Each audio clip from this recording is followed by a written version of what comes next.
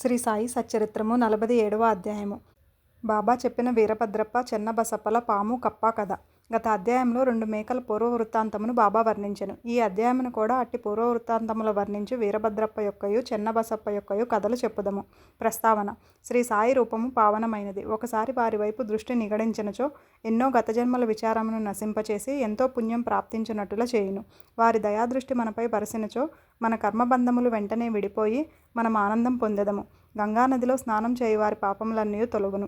అట్టి పావనమైన నది కూడా యోగులెప్పుడు వచ్చి తనలో మునిగి తనలో ప్రోగైన పాపములన్నిటినీ వారి పాదధూళిచే పోగొట్టెదరా అని ఆతురతతో చూచును. యోగుల పవిత్ర పాదధూళి చేతనే పాపమంతయు కడుగుకొని పోవునని గంగామాతకు తెలియను. యోగులలో ముఖ్య అలంకారము శ్రీ సాయి. పావనము చేయు ఈ క్రింది కథను వారి నుండి వినుడు. పాము కప్ప. సాయిబాబా ఒకనాడు ఇట్లు చెప్పదొడగెను.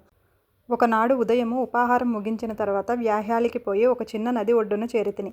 అలసిపోవుటచే అచ్చట విశ్రాంతి నొందితిని. చేతులు కాళ్ళు కడుగుకొని స్నానం చేసి హాయిగా కూర్చొని ఉంటిని. అచ్చట చెట్ల నీడ ఉన్న కాలిత్రోవ బండిత్రోవ రెండునూ కలవు. చల్లని గాలి మెల్లగా వీచుచుండెను. చిలుమును త్రాగుటకు తయారు చేయుచుండగా కప్ప ఒకటి బెకబెకలాడుట వింటిని. చెకుముకు రాయి కొట్టి నిప్పు తీయుచుండగా ఒక ప్రయాణికుడు వచ్చి నా పక్కన కూర్చుండెను. నాకు నమస్కరించి తన ఇంటికి భోజనమునకు రమ్మని వినయముతో ఆహ్వానించెను. అతడు చిలుము వెలిగించి నాకు అందచేసెను. కప్ప బెకబెకమనుట తిరిగి వినిపించెను. అతడు అదేమియో తెలుసుకొన కోరెను. ఒక కప్ప తన పూర్వజన్మ పాపఫలము అనుభవించుచున్నదని చెప్పితిని. గత జన్మలో చేసిన దాని ఫలము ఈ జన్మలో అనుభవించి తీరవలయును. దానిని గురించి దుఃఖించినచో ప్రయోజనం లేదు. వాడు చిలుమును పీల్చి నాకు అందచేసి తానే స్వయంగా పోయి చూచెదనని చెప్పెను. ఒక కప్ప పాముచే పట్టుకొనబడి అరుచుచుండెననియు గత జన్మలో రెండునూ దుర్మార్గులే కాన ఈ జన్మయందు గత జన్మ యొక్క పాపమును ఈ దేహముతో అనుభవించుచున్నవనియు చెప్పితిని. అతడు బయటకు పోయి ఒక నల్లని పెద్ద పాము ఒక కప్పను నోటితో పట్టుకొని ఉండుట చూచెను. అతడు నా వద్దకు వచ్చి 10-12 నిమిషములలో పాము కప్పను మ్రింగునని చెప్పెను. నేనిట్లంటిని, లేదు, అట్లు జరగనేరదు. నేనే దాని తండ్రిని, అనగా రక్షకుడను. నేనిచటనే ఉన్నాను. పాము చేత కప్ప నెట్లు తినిపించదును. నేనిక్కడ ఊరకనే ఉన్నానా? దాని నెట్లు విడిపించదునో చూడు. చిలుము పీల్చిన పిమ్మట మేము ఆ స్థలముకు పోతిమి. అతడు భయపడెను. నన్ను కూడా దగ్గరకు పోవద్దని హెచ్చరించెను. పాము మీద పడి కరచునని వాని భయము. అతని మాట లెక్కించకయే నేను ముందుకు పోయి ఇట్లంటిని. ఓ వీరభద్రప్ప, నీ శత్రువు చెన్నబసప్ప కప్పజన్మమెత్తి పశ్చాత్తాపపడుటలేదా? నీవు సర్పజన్మమెత్తినప్పటికీ వాని యందు శత్రుత్వం వహించి ఉన్నావా? చీ, సిగ్గులేదా? మీ ద్వేషములను విడిచి శాంతింపుడు. ఈ మాటలు విని ఆ సర్పం కప్పను వెంటనే విడిచి నీటిలో మునిగి అదృశ్యమయ్యను. కప్ప కూడా గంతు వేసి చెట్ల పొదలలో దాగెను. బాటసారి ఆశ్చర్యపడెను. మీరన్న మాటలకు పాము కప్పనెట్లు వదిలి అదృశ్యమయ్యెను? వీరభద్రప్ప ఎవరు? చెన్నబసప్ప ఎవరు? వారి శత్రుత్వమునకు కారణమేమి అని అతడు ప్రశ్నించగా అతనితో కలిసి చెట్టు మొదటికి పోయితిని. చిలుము కొన్ని పీల్పులు పీల్చి అతనికి వృత్తాంతమంతయు ఈ రీతిగా బోధించితిని. మా ఊరికి 4-5 మైళ్ళ దూరమున ఒక పురాతన శివాలయం కలదు. అది పాతపడి శిథిలమయ్యెను. ఆ గ్రామంలోని ప్రజలు దానిని మరామత్తు చేయుటకై కొంత ధనం ప్రోగు చేసిరి. కొంత పెద్ద మొత్తం ప్రోగైన పిమ్మట పూజ కొరకు తగిన ఏర్పాటు చేసిరి. మరామత్తు చేయుటకు అంచనా వేసిరి. ఊరిలోని ధనవంతుని కోశాధికారిగా నియమించి సర్వం అతని చేతిలో పెట్టిరి. లెక్కలను చక్కగా రాయు బాధ్యత వానిపై పెట్టిరి. వాడు పరమలోభి. దేవాలయం బాగు చేయుటకు చాలా తక్కువ వ్యయం చేసెను. దేవాలయంలో ఏమీ అభివృద్ధి కానరాలేదు. అతడు ధనమంతయు ఖర్చు పెట్టెను. కొంత తాను మ్రింగెను. తన సొంత డబ్బు కొంచెమైనను దానికై వెచ్చించలేదు. తీయని మాటలు చెప్పువాడు, అభివృద్ధి కాకుండాటకేవో కారణములు చెప్పేవాడు. గ్రామస్తులు తిరిగి వాని వద్దకు పోయి అతడు సొంతంగా తగిన ధన సహాయం చేయని ఎడల మందిరం వృద్ధి కాదని చెప్పిరి. వాని అంచనా ప్రకారం పని సాగించవలసినదని చెప్పుచు మరికొంత ద్రవ్యమును వసూలు చేసి అతనికిచ్చిరి. వాడా ధనమును పుచ్చుకొని పూర్వం వలె ఊరక కూర్చుండెను. కొన్నాళ్ల పిమ్మట మహాదేవుడు వాని భార్యకు కలలో కనిపించి ఇట్లు చెప్పెను. నీవు లేచి దేవాలయపు శిఖరమును కట్టుము. నీవు ఖర్చు పెట్టిన దానికి 100 రెట్లు ఇచ్చెదను. ఆమె ఆ దృశ్యమును తన భర్తకు చెప్పెను. అది ధనం వ్యయమగుటకు హేతువగునేమో అని భయపడి ఎగతాళి చేయుచు అది ఉత్త స్వప్నమనియు దానిని నమ్మనవసరం లేదనియు లేకున్నచో దేవుడు తనకు స్వప్నంలో కనపడి ఏల చెప్పలేదనియు తాను మాత్రం దగ్గర లేకుండానా అనియు ఇది దుస్వప్నం వలె కనిపించుచున్నదనియు భార్యాభర్తలకు విరోధం కల్పించినట్లు తోచుచున్నదనియు అతడు సమాధానం చెప్పెను. అందుచే ఆమె ఊరుకొనవలసి వచ్చెను. దాతలను బాధించి వసూలు చేయు పెద్ద మొత్తము చందాల యందు దేవునకు ఇష్టం ఉండదు. భక్తితోనూ ప్రేమతోనూ మన్ననతోనూ ఇచ్చిన చిన్న చిన్న మొత్తములకైనా దైవం ఇష్టపడును. కొన్ని దినముల పిమ్మట దేవుడు ఆమెకు స్వప్నంలో తిరిగి కనిపించి ఇట్లనెను.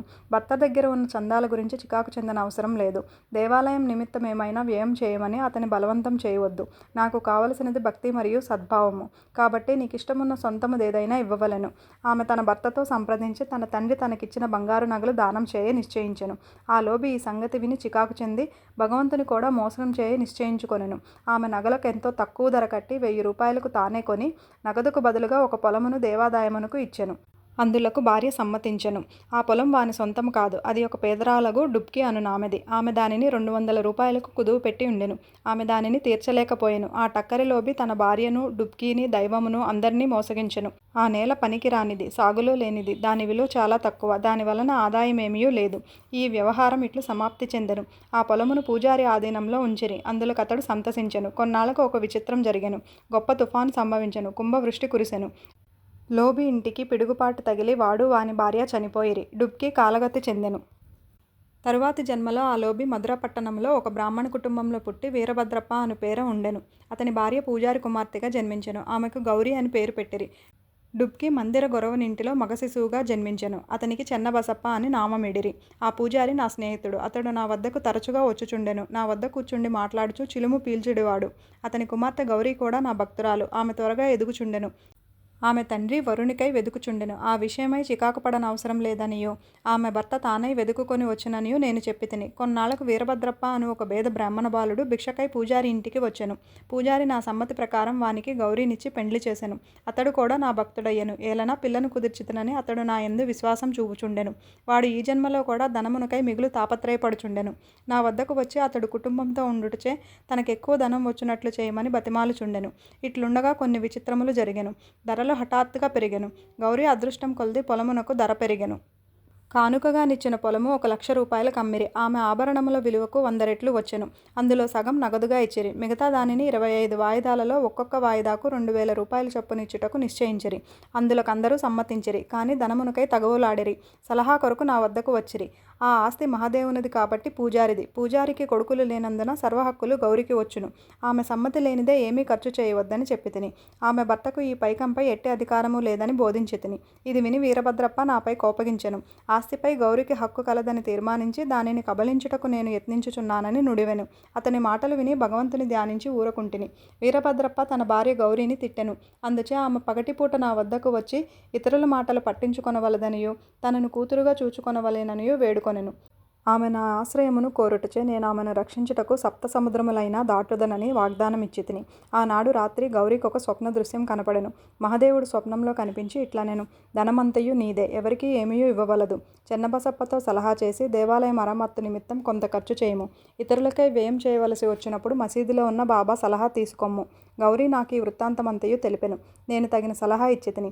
అసలు తీసుకొని వడ్డీలో సగం మాత్రం చెన్నబసప్పకివ్వమనియూ వీరభద్రప్పకి ఇందులో జోక్యం లేదనియూ నేను గౌరీకి సలహా ఇచ్చితిని. నేనిట్లు మాట్లాడుచుండగా వీరభద్రప్ప, చెన్నబసప్ప కొట్లాడుచు నా దగ్గరికి వచ్చిరి. సాధ్యమైనంతవరకు వారిని సమాధానపరిచితిని. గౌరికి మహాదేవుడు చెప్పిన స్వప్న దృశ్యమును చెప్పితిని. వీరభద్రప్ప మిగులు కోపించి చెన్నబసప్పను ముక్కలు ముక్కలుగా నరికెదరని బెదిరించెను. చెన్నబసప్ప పిరికివాడు. వాడు నా పాదములు పట్టి నన్నే ఆశ్రయించెను. కోపిష్టి శత్రువు బారి నుండి కాపాడదనని నేను వానికి వాగ్దానం చేసితిని. కొంతకాలమునకు వీరభద్రప్ప చనిపోయి పాముగా జన్మించెను. చెన్నబసప్ప కూడా చనిపోయి కప్పగా జన్మించెను. చెన్నబసప్ప బెకబెకలాడుట విని నేను చేసిన వాగ్దానమును జ్ఞప్తికి తెచ్చుకొని ఇక్కడకు వచ్చి వానిని రక్షించి నా మాటను పాలించుకొంటిని. భగవంతుడు ఆపద సమయమందు భక్తులను రక్షించుటకై వారి వద్దకు పరిగెత్తును. భగవంతుడు నన్నిచ్చటకు పంపి చెన్నబసప్పను రక్షించెను. ఇదంతయు భగవంతుని లీల. నీతి. ఈ కథ వలన మనం నేర్చుకొనిన నీతి ఏమనగా, ఎవరు చేసిన దానిని వారే అనుభవించవలెను. ఇతరులతో గల సంబంధములన్నీయు బాధను కూడా అనుభవించవలెను. తప్పించుకొను సాధనం లేదు. తనకెవరితోనైనా శత్రుత్వం ఉన్న ఎడల దాని నుండి విముక్తిని పొందవలెను. ఎవరికైనా ఏమైనా బాకీ ఉన్న దానిని తీర్చివేయవలెను. రుణము గాని శత్రుత్వ శేషం గాని ఉన్నచో దానికి తగిన బాధ పడవలెను. ధనమునందు పేరాస గలవానిని అది హీనస్థితికి తెచ్చును. తుట్టతుదకు వానికి నాశనం కలుగచేయును. 47వ అధ్యాయం సంపూర్ణం. ఓం నమో సాయినాథాయ.